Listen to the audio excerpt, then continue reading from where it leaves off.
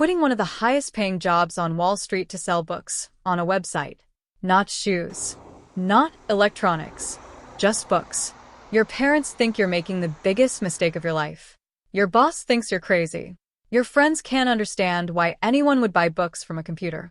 30 years later, that tiny online bookstore becomes one of the most powerful companies on earth. A company that delivers millions of packages every day, runs a huge portion of the internet through cloud computing, creates blockbuster TV shows, builds AI, launches satellites, and even sends people into space. This is the unbelievable story of Amazon, and the man who bet everything on the internet before almost anyone else believed in it. The beginning. The story starts long before Amazon existed. In 1964, a boy named Jeff Bezos was born in Albuquerque, New Mexico. Even as a child, Jeff loved taking things apart. He would dismantle toys just to understand how they worked, then put them back together. His grandparents owned a ranch in Texas, where Jeff spent summers repairing machinery, fixing fences, and solving problems on his own. Those years taught him something that would shape his future. Every problem has a solution if you're willing to work long enough. By high school, Jeff had become obsessed with computers. He graduated as valedictorian and later studied electrical engineering and computer science at Princeton University. After college, he landed prestigious jobs on Wall Street, eventually joining a hedge fund called D.E. Shaw. By age 30, Jeff was already a senior executive earning an enviable salary. Most people would have stayed there forever. Jeff had other plans. The internet explosion. In 1994, Jeff stumbled across a statistic that changed his life. Internet usage was growing by more than 2,000% per year. He couldn't stop thinking about it. If something is growing that fast, what businesses could exist on it? He made a list of products people might buy online. CDs, software, office supplies, clothing, books. Books stood out for one reason. Millions of different titles existed, but no physical bookstore could stock them all. An online bookstore had no such limitation. Jeff suddenly saw an opportunity no one else was taking seriously. He drove home and told his wife, Mackenzie, about the idea. She didn't laugh. She believed in him. That support would become one of the most important decisions in Amazon's history. The risk. Leaving Wall Street wasn't easy. Jeff discussed the idea with his boss, David Shaw. Shaw admitted it sounded promising, but warned Jeff that it might be better for someone without such a successful career. Jeff spent days thinking. Then he came up with what he called the regret minimization framework. He imagined himself at 80 years old. Would he regret leaving a comfortable job? Or would he regret never trying? The answer became obvious. He resigned. Friends thought he'd lost his mind. His parents invested nearly $250,000 of their savings, even though Jeff warned them there was a good chance they would lose everything. It was one of the biggest leaps of faith a family could make. Building Amazon. Jeff and Mackenzie packed their belongings into a car and drove across the United States to Seattle. During the drive, Jeff worked on the business plan while Mackenzie drove. Seattle offered access to software engineers and major book distributors. The first office wasn't glamorous. It was a rented house with cheap furniture. Instead of expensive desks, Jeff bought wooden doors from a hardware store and attached legs to them.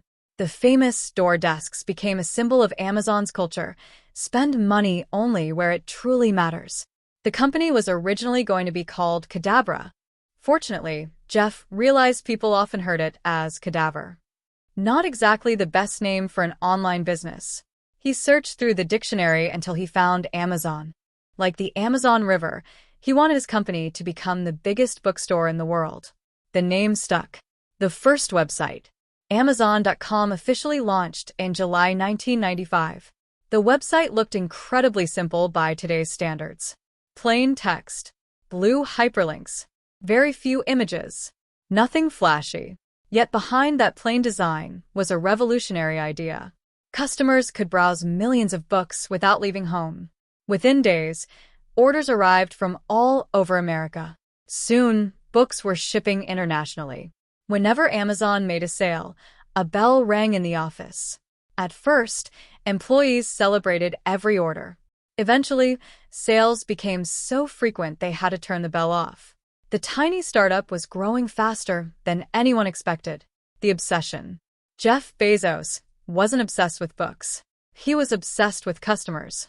He believed that if customers were happy, everything else would eventually follow. Amazon introduced customer reviews, something many publishers hated. Why would a bookstore allow negative reviews? Jeff's answer was simple. Customers needed honest information.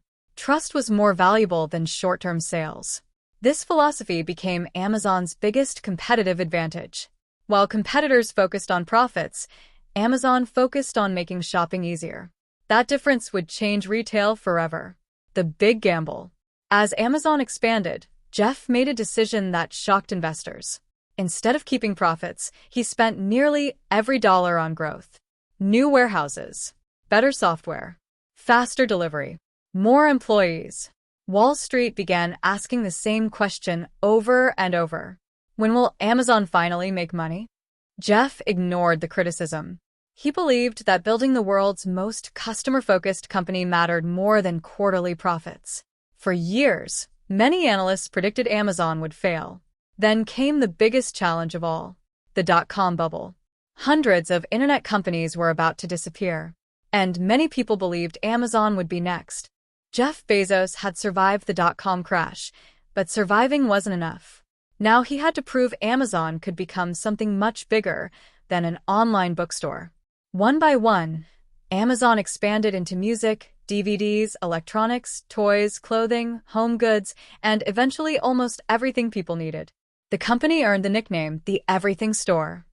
But Jeff Bezos had an even bigger idea. Instead of selling only Amazon's products, why not let millions of small businesses sell on Amazon too? It was a revolutionary move. Small businesses suddenly had access to millions of customers, while Amazon dramatically increased the number of products available without owning all the inventory. The marketplace grew rapidly and became one of the company's greatest strengths. Then, in 2005, Amazon introduced a service that many people believed would fail. It was called Amazon Prime. The idea seemed strange. Customers would pay an annual fee just to receive faster shipping. Many wondered why anyone would pay before buying anything. But Bezos understood human psychology. Once customers paid for Prime, they naturally wanted to use it as much as possible.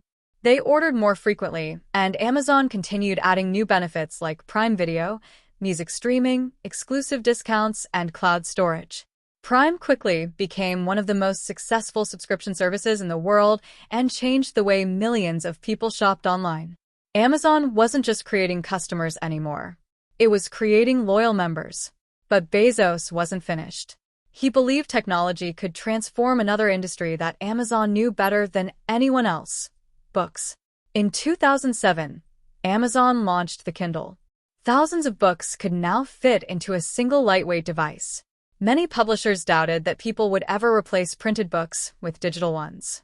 They were wrong. The Kindle made ebooks mainstream and gave independent authors a way to publish their work without traditional publishers. Amazon was no longer simply selling books. It was reshaping the future of publishing. While the world focused on online shopping and Kindles, Amazon was quietly building something far more valuable. Inside the company, engineers had created powerful computer systems to keep Amazon's website running smoothly.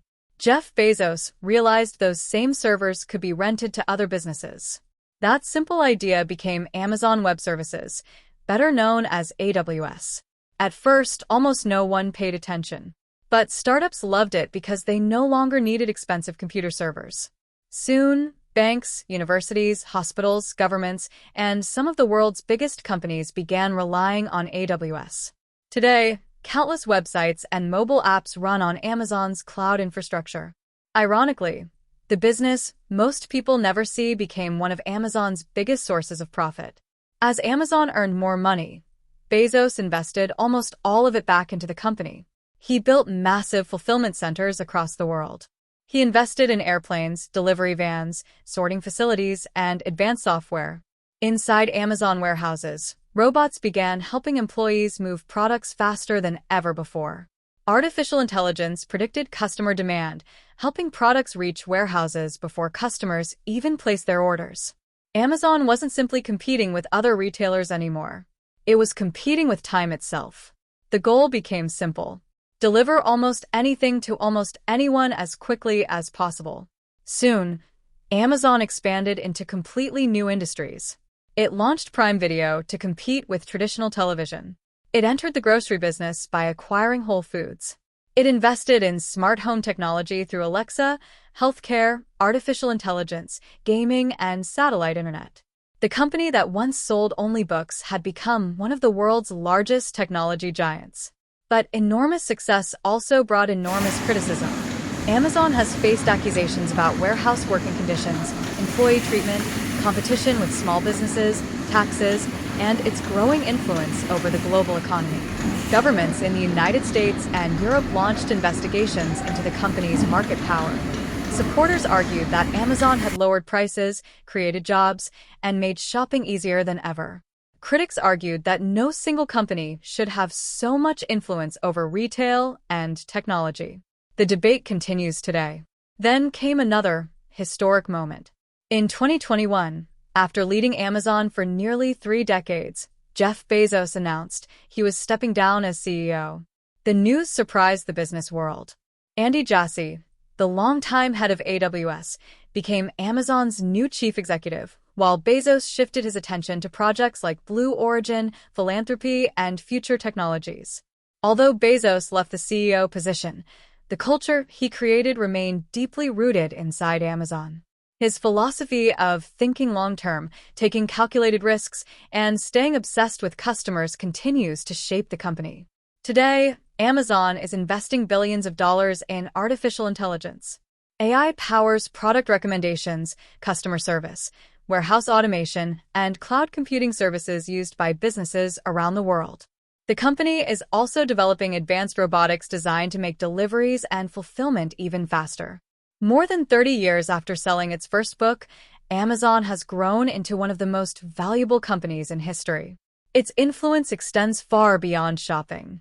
It powers websites, entertains millions through streaming, develops cutting-edge AI, and continues exploring technologies that could define the future. It all began with a single question Jeff Bezos asked himself in 1994. What if the internet changes everything? Most people ignored that question. Jeff Bezos built an empire around it. From a small online bookstore operating out of a garage to a company worth trillions of dollars, Amazon's journey proves that the biggest revolutions often begin with the simplest ideas. And perhaps that's the greatest lesson of Amazon's story. The future doesn't belong to those who follow today's trends. It belongs to those who have the courage to build tomorrow before anyone else can see it. Thanks for watching. If you enjoyed this documentary, don't forget to like, subscribe, and I'll see you in the next story.